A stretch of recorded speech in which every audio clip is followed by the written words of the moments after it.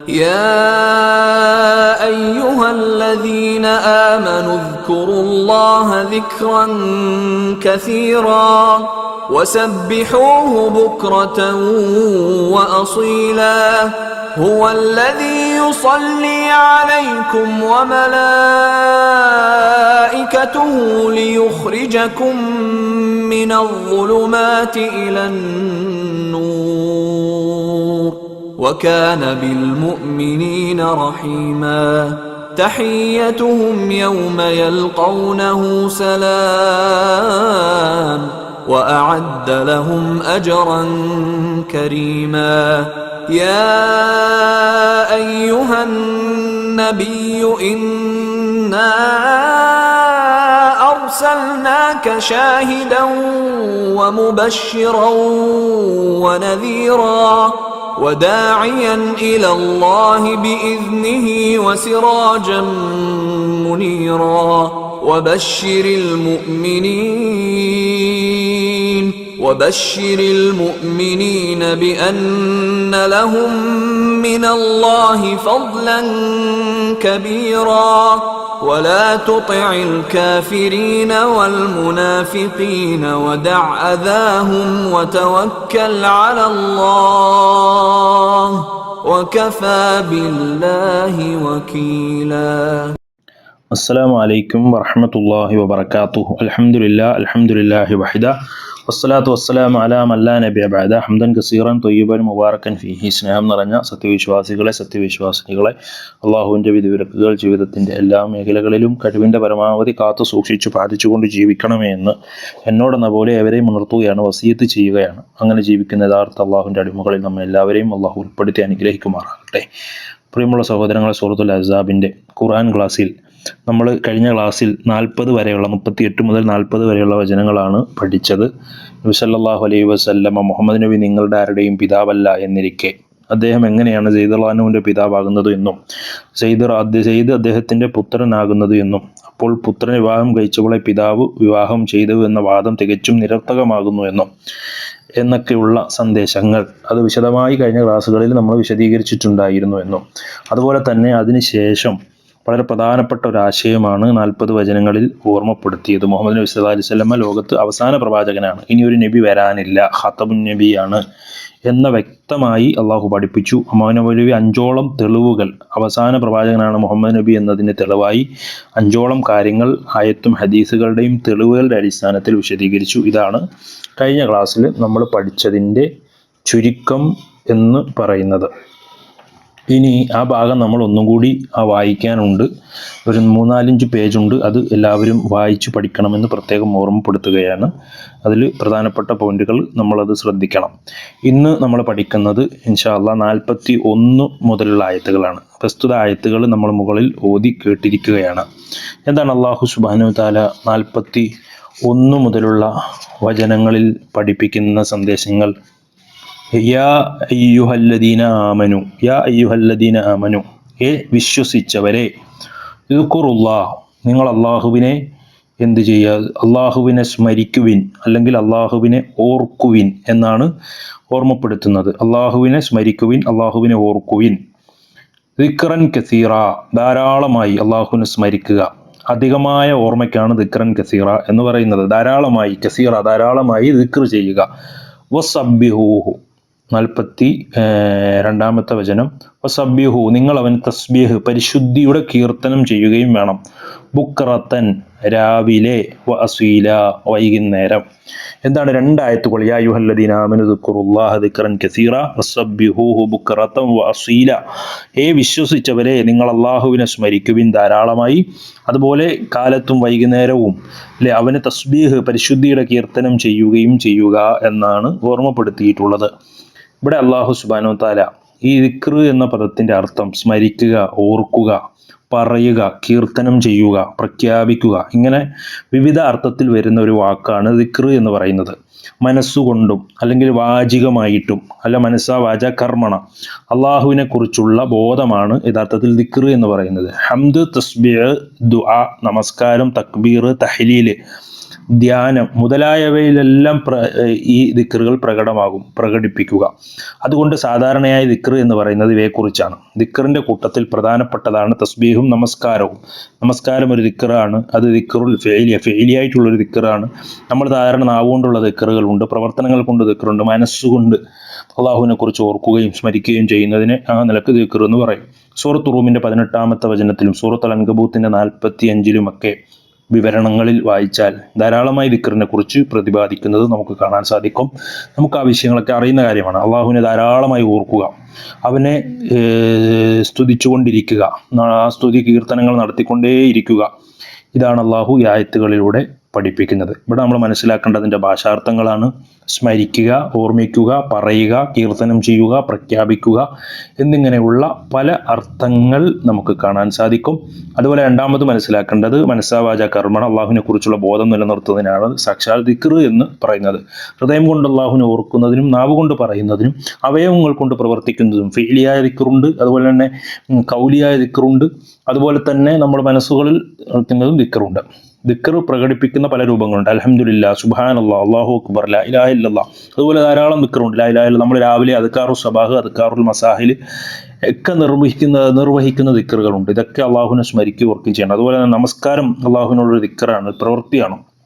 അള്ളാഹുവിൻ്റെ സൃഷ്ടിപ്പുകളെക്കുറിച്ചും അനുഗ്രഹങ്ങളെക്കുറിച്ചുള്ള ചിന്ത മനസ്സുകളിൽ, അത് ദിക്റാണ്. ഇതൊക്കെ പ്രധാനപ്പെട്ട ദിക്റുകളാണ് എന്നാണ് മനസ്സിലാക്കേണ്ടത്. അതുപോലെ തന്നെ അള്ളാഹുവിൻ്റെ വലിയ അനുഗ്രഹത്തെക്കുറിച്ച് പറയുന്ന ആയത്തുകളും ഹദീസുകളും ഒക്കെ നമുക്ക് ഈ വിഷയത്തിൽ അതൊക്കെ വായിക്കുകയും പഠിക്കുകയും ചെയ്യുന്നതുമൊക്കെ അതിനാണ്. പ്രധാനമായും പരീക്ഷയ്ക്ക് ഈ ഭാഗത്തുനിന്ന് ചോദിക്കാൻ സാധ്യതയുള്ളത് ഒന്ന് ദിക്റിൻ്റെ അർത്ഥമാണ്. അതുപോലെ തന്നെ എന്താണ് ദിക്ർ, മനസ്സാ വാച കർമ്മണ എപ്പോഴും അള്ളാഹുവിനെ കുറിച്ചുള്ള ബോധമുണ്ടായിരിക്കുക, അത് നമുക്ക് അത് മനസ്സിലാക്കണം. ദിക്റിൻ്റെ പ്രായോഗിക രൂപങ്ങളുണ്ട്. ഹംദ്, തസ്ബീഹ്, ദുആ, നമസ്കാരം, തക്ബീർ, തഹ്ലീൽ, അതുപോലെ ധ്യാനങ്ങൾ, ഇതൊക്കെയാണ്. അതുപോലെ പ്രധാനപ്പെട്ട ദിക്റുകൾ നമസ്കാരവും തസ്ബീഹും എന്നതാണ് ഇവിടെ കൊടുത്തിട്ടുള്ളത്. ധാരാളം സ്മരിക്കാനുള്ള അള്ളാഹുവിൻ്റെ കാരണം നമ്മെ ഈ അന്ധകാരങ്ങളിൽ നിന്ന് വെളിച്ചത്തിലേക്ക് നയിച്ച, കാരുണ്യം ചൊരിഞ്ഞു തന്ന അള്ളാഹുവിന് വേണ്ടിയുള്ള നന്ദിയാണ്. ഇതൊക്കെയാണ് പ്രധാനമായും ഈ ഭാഗത്ത് ചർച്ച ചെയ്യപ്പെടുന്ന ഭാഗം അതുപോലെ കാര്യങ്ങൾ എന്ന് പറയുന്നത്. ഇനി നമുക്ക് 43-ാമത്തെ വചനത്തിലേക്ക് കടന്നാൽ, ഹുവ അവൻ, അല്ലദീ യുസല്ലി സ്വലാത്ത് അനുഗ്രഹം നേരുന്നവനാണ്, അലൈക്കും നിങ്ങളുടെ മേൽ, വമലായികതുഹു അവൻ്റെ മലക്കുകളുടെയും മേൽ, നിങ്ങളുടെ മേലും അവൻ്റെ മലക്കുകളുടെ മേലും അള്ളാഹു അനുഗ്രഹം ചെയ്യുന്ന ആളാകുന്നു എന്നാണ്. അതായത് ഒന്നുകൂടി മനസ്സിലാക്കുക, അങ്ങനെയല്ല. അല്ലദീ യുസല്ലി അവൻ, അല്ലദീ യുസല്ലി അനുഗ്രഹം നേരുന്നവനാണ്, അലൈക്കും നിങ്ങളുടെ മേൽ, വ മലായികതുഹു അവൻ്റെ മലക്കുകളും, ലിയുഖ്രിജക്കും നിങ്ങളെ അവൻ പുറത്തു കൊണ്ടുവരുവാൻ വേണ്ടി, മിനൽ-ളുലുമാത്തി അന്ധകാരങ്ങളിൽ നിന്ന്, ഇലൻ-നൂർ പ്രകാശത്തിലേക്ക്, വകാന അവനാകുന്നു, ബിൽ മുഅ്മിനീന സത്യവിശ്വാസികളിൽ, റഹീമ വളരെ കരുണയുള്ളവനാകുന്നു എന്നാണ്. എന്താണ് 43-ാമത്തെ ആയത്തിൽ അള്ളാഹ് പറയുന്നത്? നിങ്ങളുടെ മേൽ അനുഗ്രഹം നേരുന്നവനത്രേ അവൻ, അള്ളാഹുവും അവൻ്റെ മലക്കുകളും തന്നെ അനുഗ്രഹം നേരുന്നു. നിങ്ങളെ അന്ധകാരങ്ങളിൽ നിന്ന് പ്രകാശങ്ങളിലേക്ക് കൊണ്ടുവരാൻ വേണ്ടി അവൻ സത്യവിശ്വാസികളിൽ വളരെ കരുണയുള്ളവനാണ് എന്നാണ് അള്ളാഹു ഈ ആയത്തിൽ പറയുന്നത്. വല്ലദീ യുസല്ലി അലൈക്കും വമലായികതുഹു ലിയുഖ്രിജക്കും മിനൽ-ളുലുമാത്തി ഇലൻ-നൂർ വകാന ബിൽ മുഅ്മിനീന റഹീമ എന്നാണ്. 45-ാമത്തെ ആയത്ത്, തഹിയ്യത്തുഹും യൗമ അള്ളാഹു പറയാണ്, തഹിയ്യത്തുഹും അവരുടെ ഉപചാരം, അഭിവാദ്യം, യൗമ യൽഖൗനഹു അവൻ അവരെ കാണുന്ന ദിവസം. തഹിയ്യത്തുഹും അവരുടെ ഉപചാരം അല്ലെങ്കിൽ അഭിവാദ്യം, യൗമ യൽഖൗനഹു അവരവനെ കാണുന്ന ദിവസം, സലാമുൻ സലാമാണ്, വഅദ്ദ ലഹും അവർക്ക് അവൻ ഒരുക്കി വെക്കുകയും ചെയ്തിരിക്കുന്നു, അജ്റൻ കരീമ മാന്യമായ പ്രതിഫലം അള്ളാഹു സുബ്ഹാനഹു വ തആല അവർക്ക് അവൻ അവിടെ ഒരുക്കി വെച്ചിരിക്കുകയും ചെയ്യുന്നു എന്നാണ്. 43, 44 വചനങ്ങളുമായി ബന്ധപ്പെട്ട് വളരെ ഹൃദ്യമായ ഒരു ഭാഗമാണ് ഇവിടെ ചർച്ച ചെയ്യുന്നത്. അള്ളാഹുവിനെ ധാരാളമായി സ്മരിക്കുന്ന സത്യവിശ്വാസികൾക്ക് അള്ളാഹുവും അവൻ്റെ മലക്കുകളും നൽകുന്ന അനുഗ്രഹങ്ങളെയും സ്വലാത്ത്, അവർക്ക് ഇഹത്തിലും പരത്തിലും ലഭിക്കുന്ന സലാം എന്ന് പറഞ്ഞാൽ ശാന്തിയെയും കുറിച്ചാണ് ഈ ആയത്തിൽ വിശദീകരിക്കുന്നത്. സൂറത്തുൽ അഹ്സാബിൽ ഈ വിശദീകരണമാണ് നമുക്ക് പ്രധാനമായും വായിക്കാൻ കഴിയുന്നത്. അതുപോലെ തന്നെ മറ്റ് ആയത്തുകളിൽ, മറ്റ് സൂറത്തുകളിലും അതുമായി ബന്ധപ്പെട്ട വിശദീകരണങ്ങളുണ്ട്. എന്താണ് ഈ സ്വലാത്ത് എന്ന് പറഞ്ഞാൽ? സ്വലാത്ത് എന്ന വാക്കിന് അനുഗ്രഹം, യുസല്ലി നേരുക എന്നാണ് ഇവിടെ അർത്ഥം നൽകിയിരിക്കുന്നത്. പ്രാർത്ഥന, അനുഗ്രഹം, സ്വലാത്ത്, കാരുണ്യം എന്നൊക്കെയാണ് എന്ന പദത്തിന്റെ ലുഗവിയായ അർത്ഥം. സത്യവിശ്വാസികളുടെ മേൽ അള്ളാഹുവും അവന്റെ മലക്കുകളും സ്വലാത്ത് ചെയ്യുന്നു എന്ന് പറഞ്ഞാൽ അതിന് രണ്ട് വ്യത്യസ്ത അർത്ഥങ്ങളാണുള്ളത്. അള്ളാഹുവിന്റെ സ്വലാത്ത്, അള്ളാഹു സത്യവിശ്വാസികൾക്ക് അനുഗ്രഹവും കാരുണ്യവും ചൊരിയുന്നു. കൂടാതെ മലക്കുകളുടെ സ്വദസ്സിൽ വെച്ച് അവൻ വിശ്വാസികളുടെ ഗുണഗണങ്ങൾ പുകഴ്ത്തിപ്പറയുകയും ചെയ്യുന്നു. ഇനി മലക്കുകളുടെ സ്വലാത്ത് എന്ന് പറഞ്ഞാലോ, മലക്കുകൾ സത്യവിശ്വാസികളുടെ ഗുണത്തിനു വേണ്ടി അള്ളാഹുവിനോട് പ്രാർത്ഥിക്കുകയും അവർക്ക് വേണ്ടി റബ്ബിനോട് പാപമോചനം തേടുകയും ചെയ്യുന്നു. ഇക്കാര്യം സൂറത്തുൽ ഗാഫിറിന്റെ 7 മുതൽ 9 വരെയുള്ള വചനങ്ങളിൽ വ്യക്തമായി നമുക്ക് കാണാം. ഇതിന്റെ ഗുണം എന്താണ്? അള്ളാഹുവിന്റെയും മലക്കുകളുടെയും ഈ സ്വലാത്ത് കാരണമായി സത്യവിശ്വാസികളെ അസത്യത്തിലും അജ്ഞതയിലും ദുർമാർഗങ്ങളിൽ നിന്നും ആ ഒരു അന്ധകാരങ്ങളിൽ നിന്ന് മോചിപ്പിച്ച് സന്മാർഗത്തിന്റെ പ്രകാശത്തിലേക്ക് അള്ളാഹു നയിച്ചുകൊണ്ടിരിക്കുന്നു. ഇതാണ് ഈ പറഞ്ഞതിന്റെ ആശയം. അതുപോലെ തന്നെ രണ്ടാമത്തെ ഒരു കാര്യം, സത്യവിശ്വാസികൾക്ക് ലഭിക്കുന്ന സലാം എന്ന് പറഞ്ഞാൽ ശാന്തി, സമാധാനം, രക്ഷ എന്നൊക്കെയാണ് സലാം എന്നതുകൊണ്ട് പ്രധാനമായും ഇവിടെ ഉദ്ദേശിക്കപ്പെടുന്നത്. സലാം എന്ന് പറഞ്ഞാൽ ശാന്തി, സമാധാനം, രക്ഷ, ഇത്തരം കാര്യങ്ങളാണ് പ്രധാനമായി സത്യവിശ്വാസികൾക്ക് ലഭിക്കുന്നതെന്ന് ഉദ്ദേശിക്കുന്നത്. ഒരു സത്യവിശ്വാസിക്ക് എല്ലാ ഘട്ടങ്ങളിലും സലാമിന്റെ അഭിവാദ്യമാണ് ലഭിച്ചുകൊണ്ടിരിക്കുന്നത്. ഖുർആൻ അത് പലയിടങ്ങളിലായി വ്യക്തമാക്കുന്നുണ്ട്. അള്ളാഹുവിന്റെ സലാം, കരുണാനിധിയായ രക്ഷിതാവിൽ നിന്ന് അവർക്ക് സലാം ലഭിക്കുന്നു എന്ന് സൂറത്ത് യാസീൻ 58-ാമത്തെ ആയത്തിൽ പറയുന്നുണ്ട്. മരണവേളയിൽ ജീവൻ വേർപിരിയുന്ന ഒരു സമയമുണ്ട്. മലക്കുകൾ വന്ന് അവർക്ക് സലാം പറയുന്നു, സ്വർഗത്തെക്കുറിച്ചുള്ള സന്തോഷ വാർത്ത അറിയിക്കുന്നു. ഇത് സൂറത്തു നഹ്ൽ 32-ാമത്തെ ആയത്തിൽ പറയുന്നുണ്ട്. സ്വർഗത്തിന്റെ കാവൽക്കാരായ മലക്കുകൾ അവർക്ക് സലാം പറഞ്ഞുകൊണ്ടാണ്, അല്ലെ, സലാമുൻ എന്ന സമാധാനം, നിങ്ങൾക്ക് ശാന്തി എന്ന് പറഞ്ഞുകൊണ്ടാണ് അവരെ അവിടേക്ക് സ്വാഗതം ചെയ്യുന്നത്. ഇത് സൂറത്തു സുമറിന്റെ 73-ാമത്തെ വചനത്തിലുണ്ട്. സ്വർഗത്തിനകത്ത് സലാം സലാം എന്ന ശാന്തിയുടെ വചനങ്ങളല്ലാതെ മറ്റൊന്നും ഇല്ലേ വ്യാർത്ഥമായതോ അല്ലെങ്കിൽ വേദനിപ്പിക്കുന്നതോ മോശമായതോ ഒന്നും യാതൊന്നും അവിടെ വെച്ച് കേൾക്കുകയില്ല എന്ന് സൂറത്തുൽ വാഖിയയിലെ 25-26 ആയത്തുകൾ പറയുന്നുണ്ട്. അവിടെ അവരുടെ ഉപചാരവാക്യം തന്നെ സലാമായിരിക്കുമെന്ന് സൂറത്തു യൂനുസിൽ പറഞ്ഞു. അപ്പൊ സലാം എന്ന വാക്ക് ഖുർആനിൽ ഒരുപാട് സ്ഥലത്ത് ഉദ്ധരിച്ചിട്ടുണ്ട്. അവിടെയൊക്കെ പറയുന്നത് എന്താണ്? ഈ സമാധാനം, ശാന്തി, ആ ഒരു അർത്ഥത്തിലാണ് കൊടുത്തിട്ടുള്ളത്. സ്വർഗത്തിലേക്ക് പ്രവേശിക്കുമ്പോൾ, സ്വർഗത്തിൽ പ്രവേശിച്ച് കഴിഞ്ഞിട്ട് ഒക്കെ ഇതാണ് കേൾക്കാൻ കഴിയുന്നത്. ഇതാണ് പ്രധാനമായും ഈ ഭാഗത്ത് നമുക്ക് മനസ്സിലാക്കാനുള്ള കാര്യം. അതിനോടൊപ്പം രണ്ടാമതായി ആ ആയത്തിന്റെ വിശദീകരണത്തിൽ തന്നെ നമുക്ക് മനസ്സിലാക്കാനുള്ളത് നബി സല്ലല്ലാഹു അലൈഹി വസല്ലമയുടെ പ്രാർത്ഥനയാണ്, ഒരു ദുആയാണ്. സത്യവിശ്വാസികളെ സംബന്ധിച്ചിടത്തോളം എത്രമാത്രം ആവേശവും സന്തോഷവും ഉണ്ടാക്കുന്ന ഈ കാര്യങ്ങൾ, ഇത്രയും മഹത്തായ അനുഗ്രഹങ്ങൾ ലഭിക്കാൻ നബി സല്ലല്ലാഹു അലൈഹി വസല്ലം നമസ്കാരാനന്തരം നിർവഹിക്കാറുള്ള ഒരു ദുആയുണ്ട്. എന്താണ്? അല്ലാഹുമ്മ അൻതസ് സലാം വ മിൻകസ് സലാം. അല്ലാഹുവേ, നീയാണ് സലാം, നിന്റെ പക്കൽ നിന്നാണ് സലാം. ഇതാണ് ഇതുമായി ബന്ധപ്പെട്ട വിശദീകരണങ്ങളിൽ കാണുന്നത്. പരീക്ഷയ്ക്ക് തയ്യാറെടുക്കുന്ന സാഹചര്യങ്ങളിൽ ഈ ആയത്തും വളരെ പ്രധാനമാണ്. ഇതിൽ നിന്ന് പല ക്വസ്റ്റ്യൻ ഉണ്ടാവാൻ സാധ്യതയുണ്ട്. യുസല്ലി എന്നതിൻ്റെ അർത്ഥം ചോദിക്കും. അനുഗ്രഹം നേരുക, പ്രാർത്ഥന, കാരുണ്യം എന്നൊക്കെയാണ്. അള്ളാഹുവിൻ്റെ സലാത്ത് എന്താണ്? കാരുണ്യം ചൊരിയുക, മലക്കുകളുടെ സദസ്സുകളിൽ വിശ്വാസികളെ പുകഴ്ത്തുക എന്നതാണ്. അതുപോലെ മലക്കുകളുടെ സ്വലാത്ത് എന്താണ്? വിശ്വാസികൾക്ക് വേണ്ടി പ്രാർത്ഥിക്കുക, പാപമോചനം തേടുക എന്നതാണ്. സലാത്തിന്റെ പ്രയോജനം എന്താണ്? അജ്ഞതയുടെയും ദുർമാർഗികളുടെയും അന്ധകാരങ്ങളിൽ നിന്ന് സന്മാർഗത്തിന്റെ വെളിച്ചത്തിലേക്ക് നയിക്കുക എന്ന പ്രധാനപ്പെട്ട പോയിന്റാണ് അത് മനസ്സിലാക്കേണ്ടത്. അതുപോലെ വിശ്വാസികൾക്ക് സലാം ലഭിക്കുന്ന ഘട്ടങ്ങളെ കുറിച്ചാണ്. അള്ളാഹുവിൽ നേരിട്ട് മരണസമയത്ത് മലക്കുകളിൽ നിന്ന് സ്വർഗ്ഗ കവാടത്തിൽ വെച്ച്, സ്വർഗത്തിനടുത്ത് വെച്ച്, അതുപോലെ തന്നെ പഠിക്കേണ്ട ഒരു ദുആ കൂടിയാണിത്. ഇത് നമ്മുടെ നമസ്കാരത്തിന് ശേഷം നമ്മൾ പ്രാർത്ഥിക്കുന്നുണ്ട്. അല്ലാഹുമ്മ അൻതസ് സലാം വ മിൻകസ് സലാം. അല്ലാഹുവേ, നീയാണ് സലാം, നിന്റെ പക്കൽ നിന്നാണ് സലാം. അള്ളാഹു നമുക്കെല്ലാവർക്കും അള്ളാഹുവിൻ്റെ അനുഗ്രഹവും അന്ധകാരിൽ നിന്നുള്ള മോചനവും ഹിദായത്തിന്റെ മാർഗവും നിത്യശാന്തിയും നൽകി അനുഗ്രഹിക്കുമാറാകട്ടെ.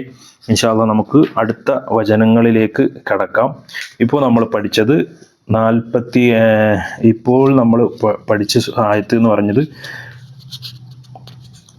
43, 44 ആയത്തുകളാണ്. അടുത്തത് 45-ാമത്തെ വചനം. യാ അയ്യുഹൻ നബിയു ഇന്നാ അർസൽനാക ഷാഹിദൻ വ മുബശ്ശിറൻ വ നദീറ. അള്ളാഹ് എന്താണ് പറയുക? യാ അയ്യുഹൻ നബിയു, ഏ നബിയെ, ഇന്ന നിശ്ചയമായും നാം അർസൽനാക നിന്നെ അയച്ചിരിക്കുന്നു, ഷാഹിദൻ സാക്ഷിയായും മുബശ്ശിറൻ സന്തോഷവാർത്ത അറിയിക്കുന്നവനായും നിന്നെ ഞാൻ അയച്ചിരിക്കുന്നു. വനദീറ താക്കീത് നൽകുന്നവനായും. 46-ാമത്തെ ആയത്ത് വദാഇൻ ഇലല്ലാഹി ബിഇദ്നിഹി വസിറാജം മുനീറ. ഈ ആയത്ത് പലപ്പോഴും നമ്മൾ ഹംദും സലാത്തിലുമൊക്കെ ഉദ്ധരിക്കാറുള്ളതാണ്, കഴിഞ്ഞ ക്ലാസ്സിലൊക്കെ ഉദ്ധരിച്ചിട്ടുണ്ട്. അപ്പം ഈ ആയത്തിൽ അള്ളാഹു പറയുന്നത് വദാഇൻ ഇലല്ലാഹി ബിഇദ്നി, അള്ളാഹു അവൻ്റെ ഉത്തരവനുസരിച്ച് ക്ഷണിക്കുന്നവനായും പ്രകാശം നൽകുന്ന ഒരു വിളക്കായും നിന്നെ അയച്ചിരിക്കുന്നു. വാക്കത്തും വദാഇയൻ ക്ഷണിക്കുന്ന വിളക്കായവനായും, ഇലല്ലാഹി അള്ളാഹുവിലേക്ക് ബിഇദ്നിഹി അവൻ്റെ ഉത്തരവ് സമ്മതപ്രകാരം, വസിറാജൻ വിളക്കായും, മുനീറ പ്രകാശം വെളിച്ചം നൽകുന്നവനായും എന്നാണ്. 47-ാമത്തെ ആയത്ത് വബശ്ശിരി നീ സന്തോഷവാർത്ത അറിയിക്കുക, അൽ മുഅ്മിനീന സത്യവിശ്വാസികൾക്ക്, ബി അന്ന ലഹും അവർക്കുണ്ടെന്ന്, മിനല്ലാഹി അള്ളാഹുവിൽ നിന്ന്, ഫളിലൻ അനുഗ്രഹം, ഔദാര്യം, കബീറ വലുതായ മഹത്തായ. സത്യവിശ്വാസികൾ അള്ളാഹുവിൽ നിന്നുള്ള വലുതായ ഔദാര്യവും അനുഗ്രഹവും ഉണ്ടെന്ന് നീ അവർക്ക് സന്തോഷ വാർത്ത അറിയിക്കുകയും ചെയ്യുക.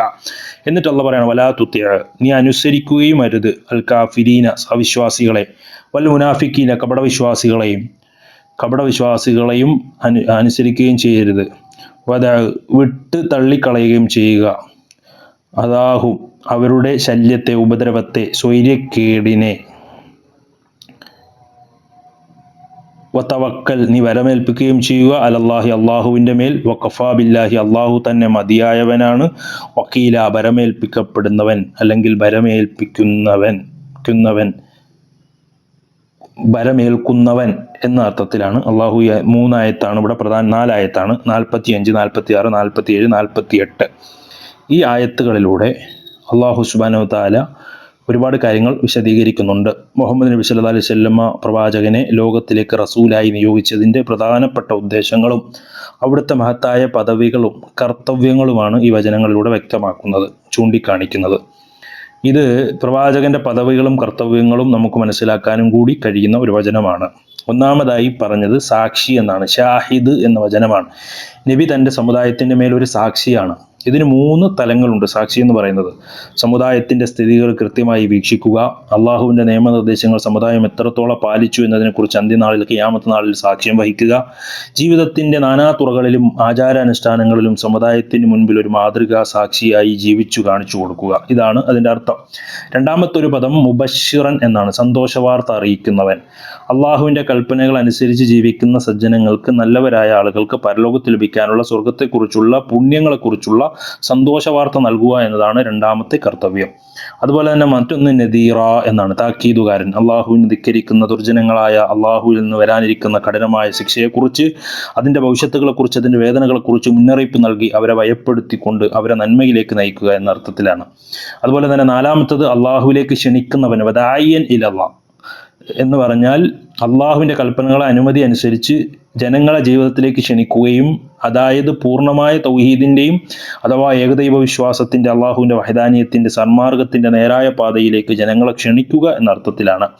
5-മതായി സിറാജം മുനീറ പ്രകാശം പരത്തുന്ന വിളക്ക് എന്ന് പറഞ്ഞാൽ അജ്ഞാനവും അസത്യവും ദുരാചാരങ്ങളും നിറഞ്ഞു ഇരുണ്ടു കൂടിയ ഒരു ലോകത്തേക്ക് പ്രവാചകൻ കടന്നു വന്ന് ഹിറാ ഗുഹയിൽ നിന്ന് ഉദയം ചെയ്ത ലോകത്തിൻ്റെ സന്ദേശങ്ങൾ, ഖുർആന്റെ സന്ദേശങ്ങൾ ലോകത്തിനാകമാനം ജ്ഞാനത്തിൻ്റെയും സത്യത്തിൻ്റെയും സദാചാരത്തിൻ്റെയും പ്രകാശം പരത്തി അണയാത്ത സൂര്യ തേജസ്സായി, വിളക്കായി അള്ളാഹു അവിടെ കാണിക്കുകയാണ്. പ്രവാചകൻ സല്ലല്ലാഹു അലൈഹി വസല്ലം എതിർപ്പുകളെ നേരിടാനുള്ള അള്ളാഹുവിൻ്റെ ഉപദേശമാണ്. സത്യവിശ്വാസികൾക്ക് സന്തോഷ വാർത്തയായും അല്ലാത്തവർക്ക് താക്കീത് നൽകുമ്പോൾ സ്വാഭാവികമായും അവിശ്വാസികളുടെയും കപടവിശ്വാസികളുടെയും മുനാഫിക്കുകളുടെ ഭാഗത്തുനിന്ന് പലവിധ എതിർപ്പുകളും ഉപദ്രവങ്ങളും ഉണ്ടാകും. ഇതൊക്കെ നമ്മൾ മുൻ വചനങ്ങളിൽ മനസ്സിലാക്കിയിട്ടുള്ളതാണ്. അന്നും ഇന്നും എല്ലാം കാരണമാകുന്ന ഒരു യാഥാർത്ഥ്യമാണ് ഇത്. എന്നാൽ ഈ നിർവഹണങ്ങൾ, ഈ ഒരു സന്ദേശ പ്രചരണങ്ങൾ ഉണ്ടാകുന്ന ഇത്തരം ശല്യങ്ങളെയും വിഘാതങ്ങളെയും ഒക്കെ പൂർണ്ണമായും അവഗണിച്ച് പ്രവാചകൻ മുന്നോട്ട് പോകാനുള്ള കൽപ്പനകൾ കൂടിയാണ് ഈ ആയത്തിലൂടെ പഠിപ്പിക്കുന്നത്. എല്ലാം അള്ളാഹുവിൽ വരമേൽപ്പിച്ച് തവക്കുൽ ചെയ്ത് മനസ്സമാധാനത്തോടുകൂടി ഇരിക്കുക.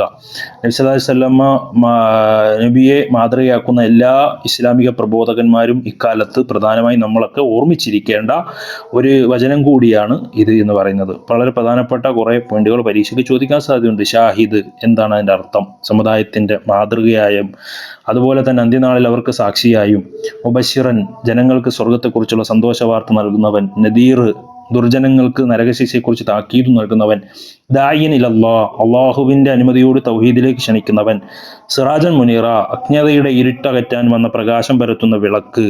ഇതൊക്കെയാണ് പ്രധാനമായും ഈ വചനങ്ങളിൽ നിന്ന് മനസ്സിലാക്കേണ്ടത്. 48 വരെയുള്ള ആയത്തുകളാണ് നമ്മൾ ഇപ്പോൾ മനസ്സിലാക്കിയിട്ടുള്ളത്, പ്രതിപാദിച്ചിട്ടുള്ളത്. അള്ളാഹു കാര്യങ്ങളെ മനസ്സിലാക്കാനുള്ള തൗഫീക്ക് നമുക്ക് എല്ലാവർക്കും നൽകി അനുഗ്രഹിക്കുമാറാകട്ടെ. വാഹിർ ദഅ്വാനാ അൽഹംദുലില്ലാഹി റബ്ബിൽ ആലമീൻ. അസ്സലാമു അലൈക്കും വറഹ്മത്തുള്ളാഹി വബറകാതുഹു.